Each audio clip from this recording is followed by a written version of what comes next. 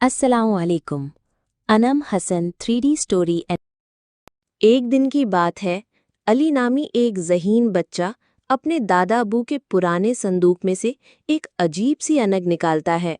जैसे ही वो ऐनक अपनी आंखों पर लगाता है, अचानक एक जोरदार चमक होती है और एक अजीब सा जिन नमूदार होता है। मैं हूँ जमालू, ऐनक वाला जिन, वो बोला।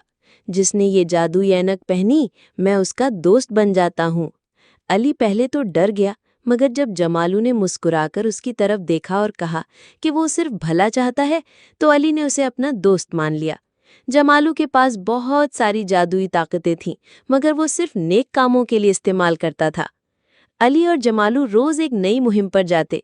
कभी वो बच्चों को गुमशुदा खिलौनों की तलाश में मदद करते, कभी स्कूल के खराब बोर्ड की मरम्मत करते। जमालू बच्चों को सबक भी देता। इल्म सबसे बड़ी ताकत है। एक दिन गांव में एक शरारती जिन बदरू आ गया। वो सब बच्चों के खिलौने चुरा लेता और रात को डरावने ख्वाब दिखाता। अली ने जमालू से मदद मांगी। जमालू ने अपनी ऐनक के जरिए बदरू का पता लगाया और अली के साथ एक होशियारी से भरपूर मंसूबा बनाया। उन्होंने बदरू के लिए एक जादुई जाल बिछाया, जिसमें वो फंस गया। जमालू ने बदरू से वादा लिया कि वो आइंदा कभी शरारत नहीं करेगा, वरना ऐनक उसे फिर पकड़ लेगी। सब बच्चे खुश हो गए और गांव में खुशी लौट आई।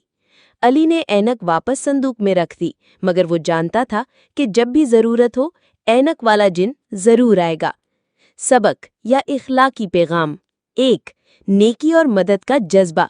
कहानी ये सिखाती है कि अगर आपके पास ताकत या सलाहियत है, तो उसे दूसरों की मदद के लिए इस्तेमाल करना चाहिए, जैसे जमालू जिन करता है।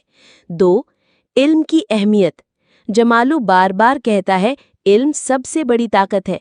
ये हमें बताता है कि इल्म इंसान को सही फैसले लेने और दूसरों की मदद करने के काबिल बनाता है।